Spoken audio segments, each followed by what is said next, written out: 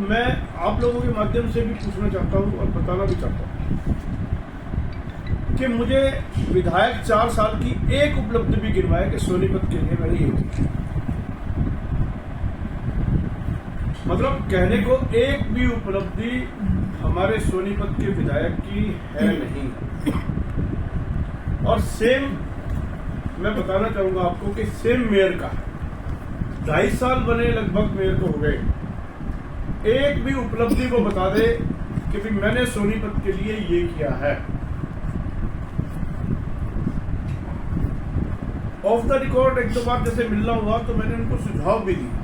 मैंने कहा ये मत माने कि हम एक दूसरे के अपोजिट पार्टी में हैं, पर सोनीपत के विकास के लिए आपको कुछ करना चाहिए।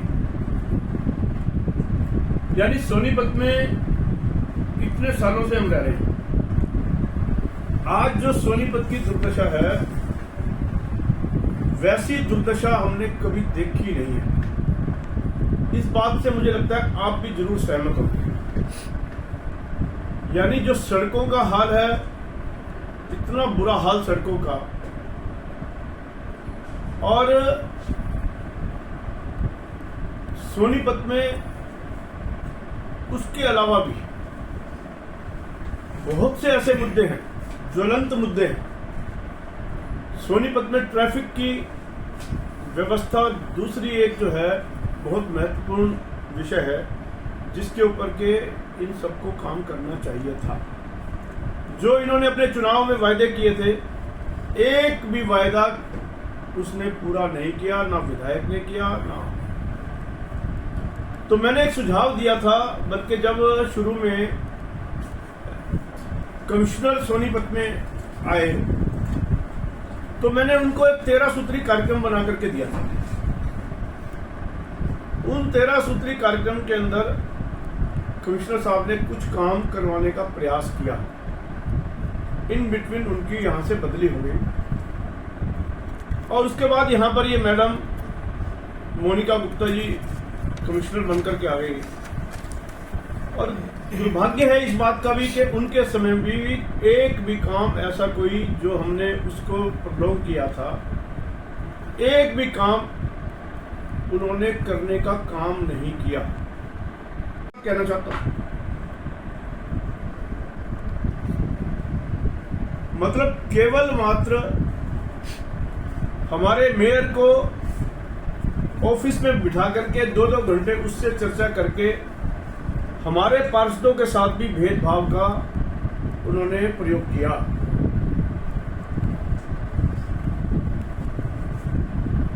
यानी मैं किसी बुराई की दृष्टि से नहीं कह रहा हूं, मैं केवल सोनीपत का विकास कैसे हो, सोनीपत की सुधार कैसे हो। अभी भी 1 साल पड़ा।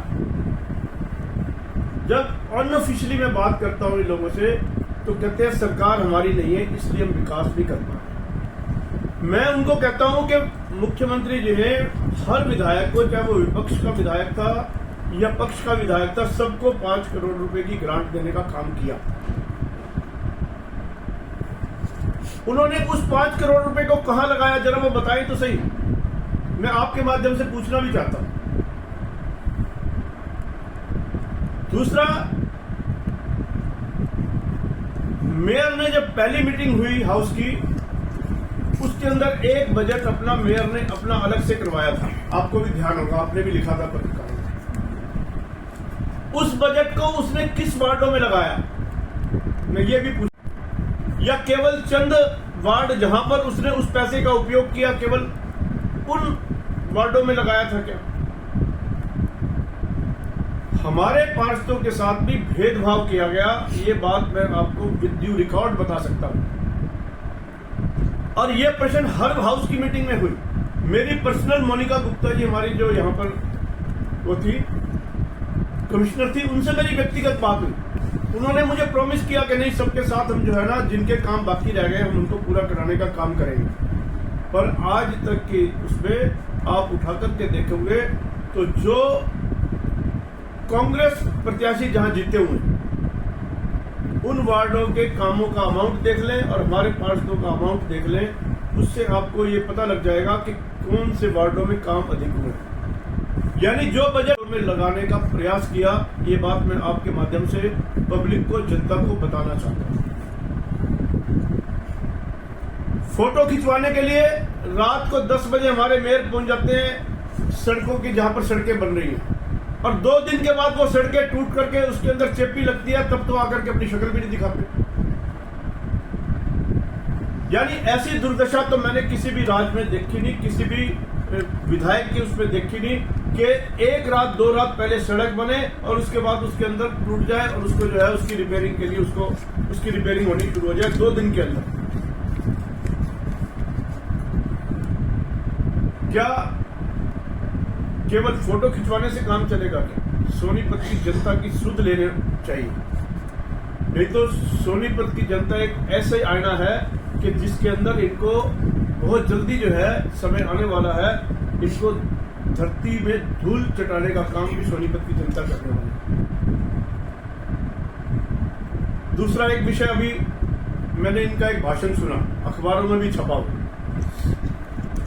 ये जो हाथ से हाथ मिलाओ कार्यक्रम इन्होंने शुरू किया, उसके विषय में भी मैं आपसे एक बात चर्चा करना चाहता हूं। क्या ये हाथ से हाथ मिलाने का काम, उससे पहले इस कार्यक्रम को शुरू करने से पहले इनको चाहिए था कि इनके ऊपर के नेता वो आपस में हाथ से हाथ मिलाएं। क्या कुमारी शैलजा का किरण चौधरी के साथ बोलचाल है? क्या भूपेंद्र सिंह हुड्डा का ऊपर के जितने नेता हैं उनके साथ तालमेल है? क्या कांग्रेस जब ऊपर से ही अपने हाथ से hath नहीं मिला सकती तो सोनीपत की जनता से किस मुंह से ये हाथ मिलाने के लिए निकले? ये मैं आपके माध्यम से जनता को बताना चाहता हूं। सबसे पहले उनको अपने घर में झांकना चाहिए, अपने घर में शुद्धि करनी चाहिए, अपने घर में ठीक करना चाहिए। और फिर मैं इन हाथ से हाथ मिलाओ से भी ज्यादा ये समझता हूं कि सोनीपत की जनता के प्रति जो इन्होंने जवाबदेही ली थी 4 साल पहले, उसको इनको पूरा करना चाहिए। उस जवाबदेही को पूरा करना चाहिए इनको, बजाय ऐसे कार्यक्रम करने के जाए जनता दरबार लगाए, वहां पर जनता की समस्याएं पूछे, वहां पर अफसरों को बुलाए, अफसरों को बुला करके तत्काल उनके ऑर्डर दें।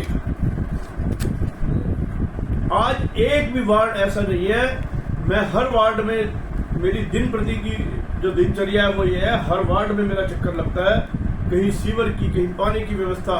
अभी आपको जान करके ताज्जुब होगा, कल ही मैं एक जगह ऐसी गया कि 25 साल हो गए, 25 साल से वहां पर पानी की लाइन ही नहीं बिछी, 25 परिवार रहते हैं वहां। जबकि हमारे मोदी जी का मिशन है, माननीय मनोहर लाल जी का हमारा मिशन है कि हर गांव में, हर गली में पीने के पानी की व्यवस्था करना। और कल मैंने वहां पर एसडीओ महोदय को बुलाया, जेई को बुलाया, एक्शन को फोन किया, वहां के लोग आए और उन्होंने अपने मुंह से बताया, और वो मैंने वीडियो बनाई है, यदि किसी भाई ने देख ली तो वो वीडियो भी देख सकते। कौन सी जगह थी सर? ITI चौक, ITI कह रहा, सॉरी, अपना छोटू राम चौक के पास में जो ये मार्केट है बाहर, यानी छोटू राम जो धर्मशाला है उसके बिल्कुल अपोजिट, वहां पर 25 मकान एक ऐसे हैं, 25 बड़े बड़े परिवार ऐसे हैं कि जिनके यहाँ आज तक पानी की लाइन ही नहीं पहुंची, अपने बोरिंग से वो काम चला रहे हैं। और उनका कल उस वीडियो के अंदर कहना ये था, वहां पर मैं गया, तत्काल उन्होंने ये बताया कि भाई वहां के पानी इतना खराब है कि उससे उनकी मोटरें जल जाती है, उनका सारा सामान खराब हो जाता है। तो उनको चिंता करनी चाहिए। विधायक लोगों ने बड़े शौक से उनको बनाया था और मेयर भी उनको बड़े शौक से उन्होंने बनाया था, पर दोनों को अपनी ड्यूटी से कोताही कर रहे हैं। अपनी ड्यूटी को उनको पूरा करना चाहिए। मैं विद ड्यू रेस्पेक्ट आपके कहना चाहता हूं कि इस प्रकार का यदि उनका खेल चलता रहा तो आगे आने वाला समय उनको सोनीपत की जनता सबक सिखाने को तैयार बैठी। तो ये विषय मेरा आज का था। मेरे मन में काफी कष्ट था, तो मुझे लगा कि मैं आपके माध्यम से ये बात जनता तक पहुंचाऊं। आपने भी पानी और सीवरेज किसी भी तरह का काम, उनका तो कहना है कि सरकार पैसे नहीं देती। देखिए, सरकार पैसे ना देती, अगर बजट ना देती तो जितने काम ये चल रहे हैं या जितने करोड़ के पिछले 2 सालों में काम हुए हैं वो तो रिकॉर्ड है चीज, आप पता कर सकते हैं। परंतु क्या है कि उसकी इच्छा शक्ति नहीं कि उनको ठीक ढंग से लगाया जाए। जैसे अभी आपके एक पत्रकार बंधु कह रहे थे कि किसी गली को यदि बनाना हो, मैंने जब अपने चुनाव लड़ा तो चुनाव के अंदर मैंने एक मैनिफेस्टो अपना दिया था कि पंचकुला की तर्ज पर सोनीपत का मैं डेवलपमेंट करूंगा। यानी पंचकुला में डेवलपमेंट करूंगा मतलब ये है कि बजाय इसके के सारे शहर में काम छेड़ दें, हम एक एक गली हर वार्ड में पकड़े, उस गली का पानी का, सीवर का और सड़क का काम पूरा करते चले जाएं और उनको जो है इस तरह से एक एक गली करके यदि पकड़ते तो यहाँ पर काम भी होता और काम भी बहुत अच्छा होता।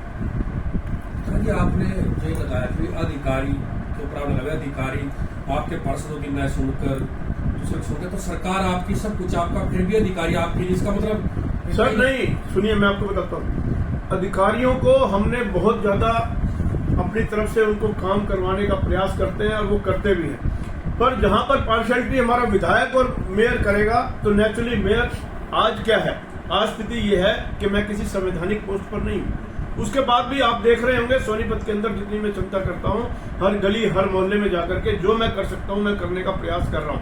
कॉन्स्टिट्यूशनल व्यक्ति वहां पर बैठा है, मेयर बैठा है, विधायक बैठा है, उनको इस बात की चिंता करनी चाहिए कि किसी के साथ कोई भेदभाव ना हो और सारे वार्डों का बराबर काम हो। बत्रा जी, आप ये बताइए, कई 100 करोड़ रुपए के टेंडर पास हुए हैं सीवरेज लाइन को लेकर और पूरे शहर में सीवरेज लाइन भी बिछ रही है। बड़े दुख के साथ कहना पड़ रहा है सर कि जो सीवर लाइन बिछी है उसके नीचे ना तो किसी तरह के बेड बिछाए गए हैं और ना ही किसी पत्थर और कंक्रीट बिछाए गए हैं जिसकी वजह से वो मजबूत और पक्के रहें।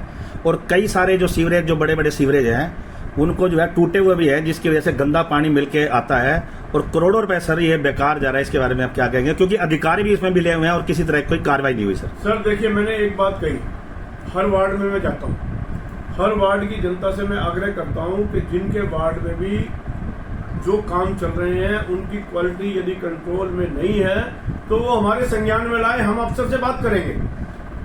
जिस वार्डों का कुछ लिख करके लोग दे जाते, जैसे कल मेरे पास दानक बस्ती में जो सीवर लाइन बिछ रही है उसमें किसी सज्जन ने कंप्लेंट की कि वहां पर ईंटों की जो है बहुत पीली ईंटें लगाई जा रही है। तुरंत मैंने ठेकेदार को भी कहा और ऑफिसर को भी कहा कि तुरंत वहां से वो ईंटें हटवाई और वहां पर बढ़िया मटेरियल आकर के उसका काम हो रहा है। जब तक जनता हमें बताएगी नहीं तो हमें कोई घर बैठे नहीं पता लगेगा। जिस भी वार्ड का हमारे पास कोई संदेश आता है या कोई बात आती है तुरंत हम उसको समाधान करने का प्रयास करें। संपत्ति विकास के लिए 250 करोड़ रुपए चाहिए और पिछले जो क्रम एक साल इतना बजट ही नहीं था। बहुत से निगम का अपना भवन पेंडिंग पड़ा है। आपका बाईपास जो रोड से वो बाईपास बजट के भाव में पेंडिंग पड़ा। बजट ना मिलने का कारण क्या है? देखिए, बजट ना मिलने का कोई कारण नहीं है। बजट को लेने के लिए जो उपयुक्त प्रयास करना चाहिए वो पहली बार उसने मेयर ने जाके वहां पर कहा है और माननीय मुख्यमंत्री जी ने मन बनाया है कि वो बजट देंगे। जब तक किसी के आगे जाकर कहते हैं ना, माँ के आगे भी बच्चा नहीं रोएगा तो माँ भी दूध नहीं पिलाती है। पहली बार उनके पास गया है, उनको बता करके आया है। उसके अलावा जो बजट अब तक यहाँ पर खर्च हुआ है वो बजट था तभी तो खर्च हुआ है सर। आज 2.5 साल के अंदर अब निगम से डिटेल लेकर के देखो, मैं आपको आरटीआई से मंगवा के देता हूँ कि कितना बजट लगा है। पिछले 10 सालों में इतना बजट नहीं लगा जितना इन 2.5 सालों के अंदर यहाँ पर लगा है। बत्रा जी, सॉरी, आपका ये कहना है कि आपके अधिकारी पूरे ईमानदारी निगम में बैठे हैं, वो कुछ नहीं करते, सिर्फ इन दोनों कुटुंबों की। देखिए, मैं इस बात का बिल्कुल भी दावा नहीं करता हूँ कि करप्शन पर पूर्णतः हमने रोक लगा दी है, पर हमारा प्रयास है, हम उसको कम करने का प्रयास कर रहे हैं। चलिए सर, आप कह रहे हैं ना, और दूसरी मेरी जानकारी, हमने तो सबको ये कहा है कि अगर किसी के पास कोई प्रत्यक्ष ऐसा उदाहरण है, हमारे माननीय मुख्यमंत्री जी ने भी कहा और हमने अभी जाकर के जितने भी ऑफिसर्स, एक मिनट, आपके साथ एक पार्षद जी बैठे हैं, क्या इन्हें नहीं पता निगम में क्या भ्रष्टाचार हो रहा है? ये आपके पास, आपके ये पत्रकार आपके पास रहते हैं, इन्हें नहीं पता क्या निगम में भ्रष्टाचार हो रहा है? कोई काम तो वाला, कोई पैसे के बिना, पहले 10 रुपये रिश्वत होती थी, अब साली 100 रुपये है मुझे। अब बताओ, ये इस चीज का कौन जिम्मेवार है? देखिए, मैं तो एक बात कहता हूं हमेशा से कि इसके लिए जनता को थोड़ा कड़ा रुख अपनाना पड़ेगा।